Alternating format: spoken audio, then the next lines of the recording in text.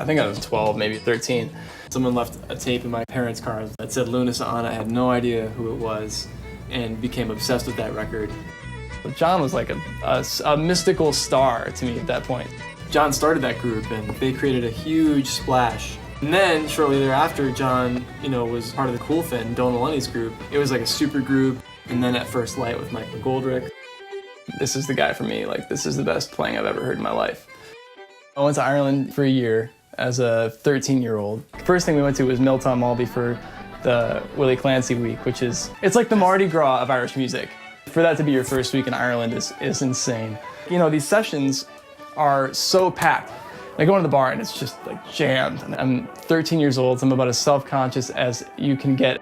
The mysterious, shrouded, character who I didn't know anything about is actually here. And I go up and I'm standing behind him, waiting to somehow, I don't know what I'm gonna say. A friend of mine turned around to me and says, "Don't look now, John, but there's this young fella hasn't taken his eyes off you for about half an hour, and he's just staring at you." I go "Are you John McSherry?" And he goes "Yeah." I'm you're my favorite piper. From then on, we just developed this great friendship. He just gave so much of himself as a musician and as a person to me and also my folks. Tyler was entering the competitions when he was young. I was kind of tutoring him a wee bit, just before the competitions, just giving him a few tips. I think he lost that year, and I give him the tips. He's really got a really, really good soul, and now I look back on that and I can really appreciate that generosity. Myself and Tyler have been talking about doing an album for years, and Tyler was in Ireland there a few months back.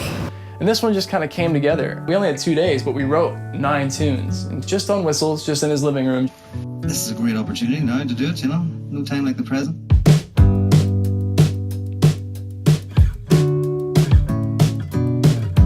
It was bizarre to be in constant touch with John over Skype. It's amazing how we can do it while he's in the States and I'm in Ireland. Wait, you're in a different room right now, dude. I moved. I told you so. I was moving rooms. Cool. It's a lot more comfortable. Is it? It's really, really comfortable. And there's more space, loads more space. When they move out, you said you were going to move your studio into that room. You're going to have a dedicated Into that room next door then. Oh, my room. The very top one, yeah. Yeah. Right, yeah. Your room. Yeah, my room. You never asked me about that. You never asked me if that was okay. Sorry, Terry, can I move my studio into the room? So what tune are you going to do, Lunny, first today? Yeah, I want to do that. So this one we have.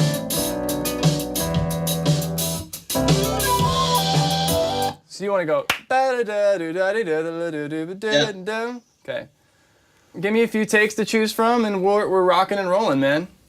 Good. Yeah. Okay. So that'll take me 5 days, and I'll get back to you then. You're such a perfectionist. I said with Shimmin, he's coming over today, and we're gonna launch, just try to get the music stuff done. You know what I mean? So we can just launch into recording. Good. And you go for that bridge and funky reel. Funky Reel Bridge and the Breton Bridge are the two top priorities right now. Yeah. I like the Olllam, man. Yeah, you digging it? I like it, man. It's cool. Just all by itself. Yeah, the Olllam just says it all. I was well, I think the drummer should be Shimmin, because Shimmin and I have been playing, almost as long as I've known John. Our communication is just like this. We just know the words, we know the vocabulary, we know what we both like. We can say the most abstract thing and just be do the head to the side kind of beat. You know what I mean? Michael know what head to the side beat means, It's so that definitely makes it a lot faster.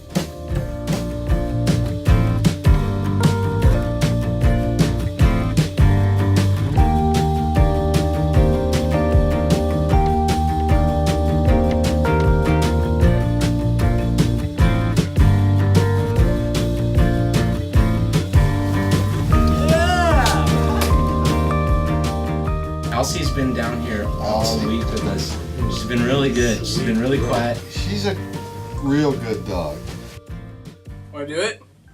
Count me off, man. 1, 2, 1, 2, 3, 4.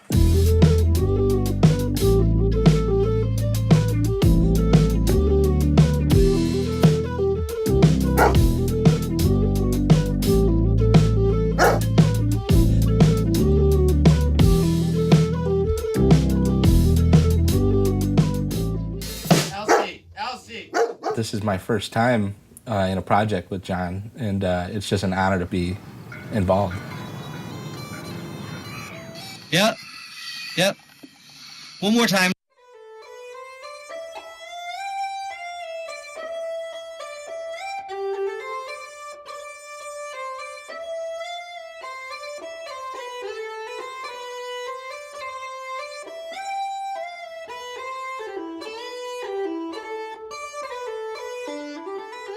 This new project with Tyler and the boys is really something fresh, I think, and something to get your teeth into. We're having Joe Dart play bass, and that I'm really excited about. The music is so groove-oriented, and Joe is about as groovy as they make them. Yeah, I'm really, you know, I'm honored to be on it, and I couldn't believe it when I first heard it. This is like a really cool canvas. For me, I'm coming in and I have like sick drums all done, you know, the guitar, and then I get to kind of like, you know, slip in there.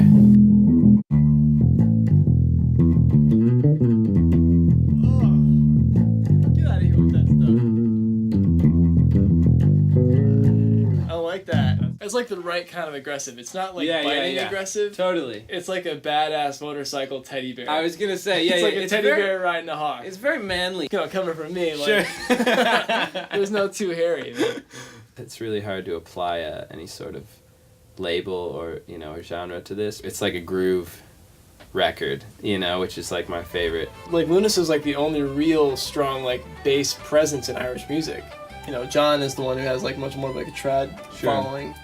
I like the idea of his fans like hearing a bass player like Joe, who I don't think they would really encounter. Yeah, and it's cool to put those two together. This is the other, so I have a question about this part.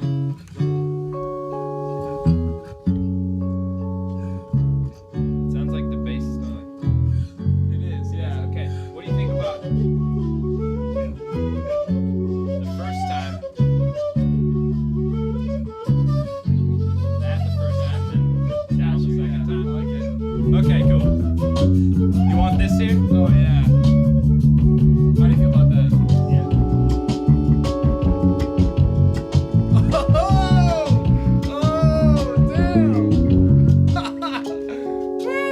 Dude, I love that part, man.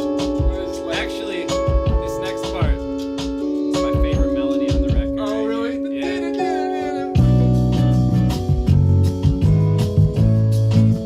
This music like the Cat Stevens. I love this shit.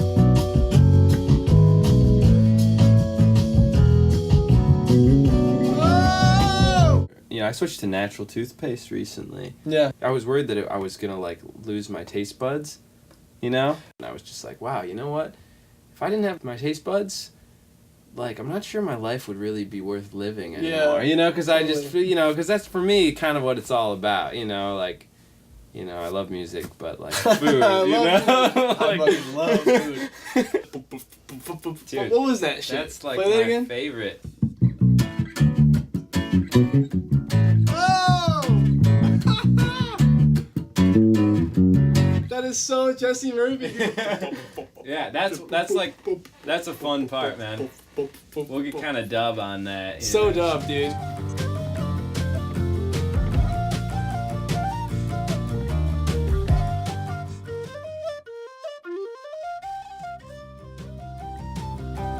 I'm really proud of the way the album is ended up. I think it's great the way myself and Tyler have merged, our ideas have merged, and the way Michael has just joined in as well, seamlessly. It's a different sound. It's a new sound. Just to choose one word to describe your music, it would be vibe. The full circle element of the album is really rewarding. Just like the fact that someone who was my hero, and then my mentor, and then my brother, and is now my collaborator. You know, it's this really cool progression of a relationship. I'm excited for what this album could really mean for a genre of music that maybe hasn't been created yet.